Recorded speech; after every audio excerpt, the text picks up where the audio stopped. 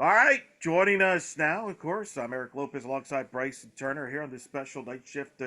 She will be inducted into the UCF Athletics Hall of Fame, the greatest UCF long distance runner of all time. She's done it all at UCF. I speak of Anne-Marie Blaney joining us there, who's going to be now adding the resume title UCF Athletic Hall of Famer, Anne-Marie Blaney. How does that sound? It sounds amazing. Feels like I won the Heisman for cross country. Very good. Let's start with this. Take me through the day when you found out that you were going to get inducted into the Hall of Fame and how you reacted. Yeah, so I think it kind of came to me not out of shock, but or like a little bit out of the blue, but I wasn't, um, I guess I just didn't know that it was happening. And my previous advisor, Jenna, reached out to me and let me know what was going on. And they gave her the honor of like telling me. And I was actually driving when they FaceTimed. So I feel like I was like, oh my gosh, I can't believe this is happening. And just trying to, be safe on the road. So I was definitely shocked and just super glad that, this sport will be represented for the first time in the Hall of Fame. So that's huge, a huge honor. So did the Hall of Fame ever cross your mind that this could be a possibility, or you literally were blindsided when you got that call? I guess I feel like I knew Hall of Fame things happened, but I never was sure how that happened or when that would happen. So once they told me, I did a little bit more research, and I think it was like you have to be, out of college for like 7 years or something like that. So it really wasn't on my radar just because I was going about, normal life. And yeah, I feel like the selection process kind of happened probably more on campus, and I'm far away from campus and out of touch a little bit. Um, but yeah. Yeah, the 7 year gap that you have to wait before getting inducted. The way that I've kind of worded it is that you are a first ballot Hall of Famer. This is your first chance to get in, and you were put in immediately alongside the likes of Shaquem Griffin and Ashley Holder. I don't know if you remember interacting with them at all while you were on campus, but what's it like for you to get in on the first chance that you were given the opportunity to be inducted alongside Shaquem and Ashley? Yeah, I think I'm sure having the Olympic trials in Orlando helps kind of put me on that ballot for this year. So maybe, that was my advantage for this year. But I think I also have so many amazing people that are still rooting for me, and I kind of didn't realize it, but they still want, to see me recognized for things. Um, and then, they're more in touch with what's going on in the athlete community at UCF. So, yeah, it was really nice to hear back from Jenna and yeah, just know that, those things were going on kind of in the background, which is awesome. Well, we did a top 100 greatest female athletes of all time, and we put you in there in that top 20 there. So we were making a kind of our own case for you there. But you mentioned it. You're the first long distance runner to be inducted into the Hall of Fame. If you include track and field, you're the second inducted alongside Afia Charles there. What does that mean to be that representative from a cross country standpoint, long distance, but you're also, representing track and field as the second athlete there? Yeah, I guess I had no idea that it was just Afia and I, because I remember her getting inducted not too long ago, and she's an Olympian, so I feel like I mean, I'm super honored to be, as close to as high of a standard that she was at with her career. So yeah. We've spoken with you before on this YouTube channel before, but I don't think I've ever gotten a chance to really ask you about the history like of your career all that much. So I want to go ahead and ask, what was it like when you first stepped on campus at UCF? Because that was a long time ago in 2013. Yeah, I think I did my visit to UCF probably in 2011 because I came in 2012. So yeah, I feel like it was kind of surreal to have, finally chosen a college in general, because that's a pretty big decision, especially for someone coming out of high school. You know, where are you going to continue your career, athletically and academically? And so that was definitely a scary and hard decision, but my gut just told me to go with UCF. So like finally getting there was was surreal. And was kind of, you know, what am I gonna do the next 4 years, maybe five? You really never know how your college experience is gonna play out. And I don't think I even knew to what extent it would even look like. But it totally beat all expectations if I could even predict the future. So Well, so you ended up hitting the ground running pretty well. I mean, you look at the record book all at both track and cross country, and your name is absolutely all over the place. Just what is it your approach to these meets? Like, what was kind of the mindset that you brought into it that you kind of contribute to helping you get to where you were? yeah, I feel like I've always tried to be a team player. So um where could I fit in on the team that would help us, you know, win conference and things like that. Um I never really saw, you know, it as just about me, even though like running is an individual sport, but I was just kind of curious to see like where I would even fall in the team, um, and just get better like for the group. What got you into long distance running? What, and then you mentioned, how you ended up at UCF. Who was the people that were recruiting you that really kind of convinced you that UCF was the right place for you when you got to campus? Yeah, I I was coached at the time or recruited by Paul Brown and Carol Smith Gilbert.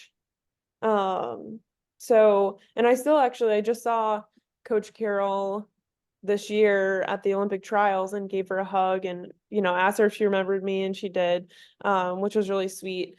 So, I mean, they kind of pulled all the stops for me. They, you know, introduced themselves to my family even, and just expressed like that they would really be interested in having me join the team. Um, so I worked with them for the first year, and then it switched over to Coach Bolden and Coach Gray, and I had a great next 4 years with them as well. So, you know, you never think about going to a college and losing your original coaches, but I was lucky to have great coaches through and through all 5 years. So. And you were around a lot of great athletes during your time. I mean, you put cross country back on the map for UCF, really, in a lot of ways. I mean, Sonia Shelton was one that really did it decades before that, but you kind of put it back on the map and rewrote the history books. And then on the track and field side, indoor and outdoor, you're hanging out with the Ariel Scotts, Octavius Freemans, Jackie Cowards, Sophia Charles. Like, it's the who's who. Like, if we look back, the dream team, I always called it there. Of course, they had that great fifth place finish in the outdoors in 2030. What was it like being around that much talent at that time? Yeah, I feel like they really set the standard, and we were dominating in the sprints my freshman year, and I feel like I was trying to, you know, hang on or like figure out how I could get there too. Because they were going to nationals on the sprint side and could practically win the NCAAs with just a few athletes in multiple events. Um, so I feel like I was just trying to learn the ropes and move up myself so I could kind of, you know, tag along with them to those trips to Eugene, Oregon. And I feel like I started to get the hang a little bit sophomore year by qualifying for regionals. And then finally, I think it was junior year, I qualified for the outdoor nationals, and could join a couple people on that trip. And then, yeah, it just became about holding on to those positions, making it to regionals and getting to that national meet. Well, what was special about your run is you're competing during the cross country season. Then you go in the indoor track season, then the outdoor track season. You don't skip. You're not skipping seasons here. Yeah, there really is not a lot of downtime here, in this sport. There's no off season and things like that. It's year round. So yeah, when you go from one to the other, there is, a small like week or two here or there, but you're right back to it, putting in the miles, um, even in the summer. So it's hard to wrap your head around sometimes because you look at the other sports and they get, a semester off from competing, but they really kept us busy. If you're a runner, you're busy. Very busy, a ton. What does it mean to be considered the greatest? Like you are considered. There is no argument. Like in other other sports and things, there's debates about who's the best UCF football player or basketball player and things like that. When it comes to long distance running, there is no debate. It's you. What does that mean to you? Because anytime there is a big time prospect that UCF gets from a long distance runner, the first thing that gets brought up is, oh, could she be the next Anne-Marie Blaney? What does that mean to you, and what is that like? Yeah, I'm super honored. I feel, bad if people are, always compared to me like a little sister type relationship, I guess it would be. But it's really just a matter of time before somebody else comes in and takes that down, and all my records will be gone one day because I feel like this sport, everyone's just getting better and better. So, I'm excited to see who takes down those times. And as long as my name stays maybe in the top 10, I'll be happy. Well, it's gonna take a really long time for that stuff to happen. You hold 10 of the top 15 fastest 5K times in program history, the top seven, not some of the top seven, all of the top seven fastest 6K times are you. And not to mention the track and field at record book, indoor mile, indoor 3K, indoor 5K, outdoor 5K, outdoor 10K, and second in program history in the 1500-meter run, just short of that there.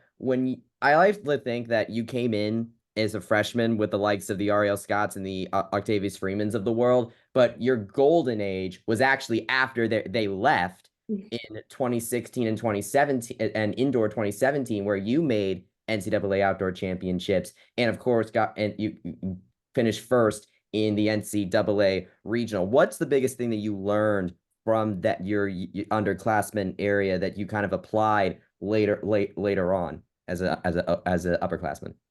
Yeah, I think just like being led by all of those great names, really just kind of made it more serious, but also more fun at the same time. Because I feel like I loved being friends with everybody, and I think our relationship just grew through their leadership. Yeah, it's different events, but I think having those really dedicated team captains carry through for years to come. I really feel like my freshman year set the tone for the rest of my um time at UCF. So I definitely owe a lot to them. Well, Well, and Bryson mentioned earlier, you're going in with Ashley Holder and Shaquem Griffith. You all were in the same campus at the same time. In fact, 2017, of course, Shaquem helps UCF lead to the undefeated football season. You and Ashley Holder, I mean, Ashley helped them lead to a American Conference Championship in 2017. I remember the big debate at our staff at the time at Banneret is who's the female athlete of the year, Anne-Marie Blaney or Ashley Holder? And it was a very, very spiritual argument that was a divided argument, which is a Yeah. compliment to both of you. But do you remember? I don't know, if you interacted with it, but what was it like being on campus as all that's going on? And I can't imagine you would imagine, wow, here future Hall of Famers I'm hanging out with here. Yeah, I mean, we definitely crossed paths. UCF was great at getting all the different athletes involved in different things, career services and, seeing each other at Wayne Dench. So we definitely always crossed paths, but um, now we get kind of our time to shine together. And yeah, I just feel like, yeah, I don't know. I feel like I lost my train of thought. It's just pretty remarkable, though, that all of that was at the same time. I mean, Yeah. it's hard to support each other because you're at your each individual event, but I'm sure you were aware. I mean, you probably went to a football game and saw Shaquem at some point play, Yep. and then obviously you were aware of what Holder was. I know they used to do. I think they used to do the Swords Awards, Yep. where they got all the student athletes together. So there was probably some respect and admiration from afar. Yeah, and so like it's nice to have all of the sports doing their thing and winning for UCF, because it's not just about one team for the college. It's really cool to see everybody, being successful in their own trades. Well, after you ended up leaving UCF in 2017, I know that obviously track and field is not exactly the easiest sport to make it in professional or post collegiate, especially unless, of course, you're in the Olympics. But you are among the few UCF athletes that have gone to the Olympic trials and also done so multiple times. So I know I feel like I think I asked you about this once before, but now that you're a few more years on, especially with how you've been getting into marathons now, what's it been like taking your running in post collegiately? Yeah, I've always known that, my event would be the longer the better. So marathons was kind of always in the cards for me. And, I told myself if I wasn't having fun with the sport, I wouldn't keep doing it. And I saw opportunities at the end of college to keep going.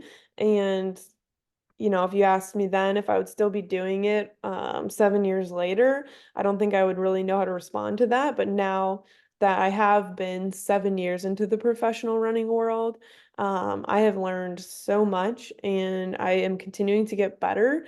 So I really think that my running career still has like another 7 years to go. So um, I'm lucky to be in one of those sports where you can keep going and compete at the elite level for this long.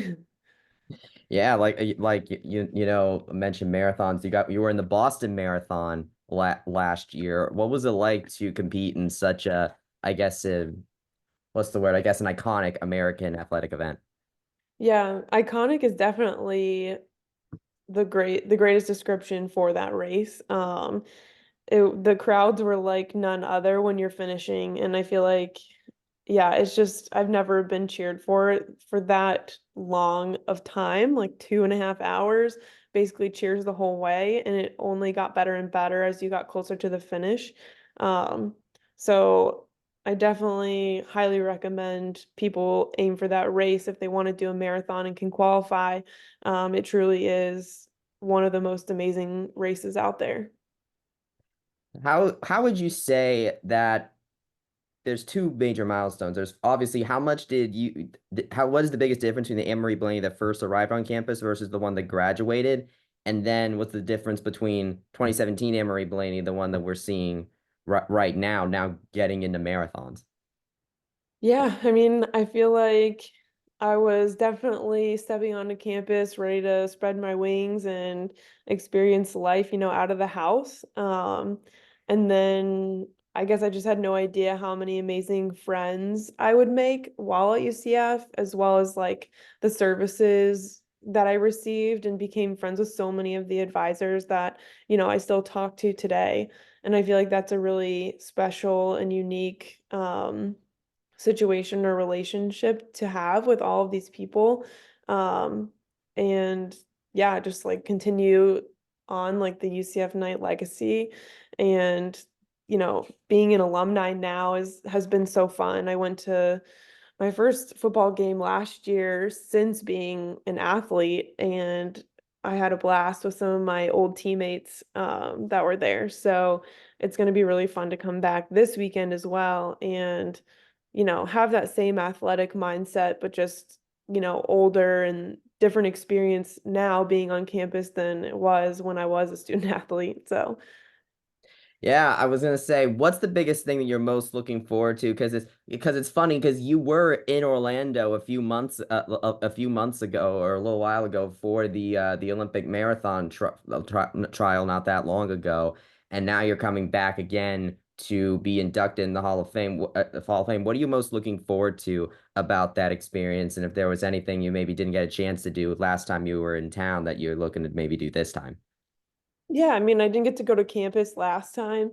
Um, so I think, having all my friends and family like support me, it won't be an athletic event that I'm competing in, so I'll get to be with everybody, um, and enjoy a football game together. So probably just being together with friends and family for this event and the fact that everyone gets to join me, and the alumni varsity nights made all of that happen. And I couldn't have put together a better weekend for family and friends than without their help. So You mentioned that, your running career could easily have another 7 years in it. I think you might be one of the rare Hall of Famers that at the time of their induction, that they are actually still in the process of competing at a professional level. Latavius Murray, I know, did that. Alini Reyes did that after she was inducted in 2019. She's still playing soccer in Europe. And then there's you as well getting inducted, but you're still going strong and only recently really getting into marathons. So what do you think? What does this kind of do, I guess, in terms of going forward as you continue to compete in marathons to try and lower your personal best? yeah, I think I'll just honestly keep doing the same thing. And yeah, just keep trying to get my best time and see how fast I can really go, because the sky's the limit.